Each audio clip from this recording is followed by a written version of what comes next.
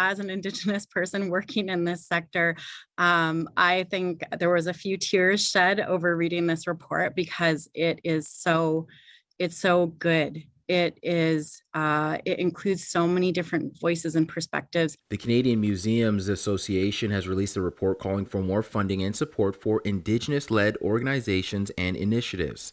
It's also looking for more Indigenous authority at every level of museum operations across the country. The goal of the report is sort of two-part in terms of the museum sector. So it's to provide a baseline of support for the implementation of the United Nations Declaration on the Rights of Indigenous Peoples. And it's also as sort of a tool to support government as they make decisions around policy and funding structures that museums rely on to do this work. For the general public, I think it's a really great look at how museums do their work, some of the challenges that are faced in this process, and some of the sort of the history of the work that this builds on.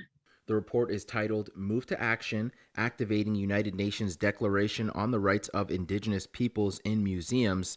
It was created over the last 5 years and details 30 new standards for museums to increase Indigenous engagement and partnership, but that's not all. Within the report, we have these 10 recommendations that we're hoping some of them will be acted on quite quickly, especially the first and second, which call for legislation to support the repatriation of Indigenous belongings and dedicated funding for that process. The CMA says it will be building toolkits and holding training sessions for its members.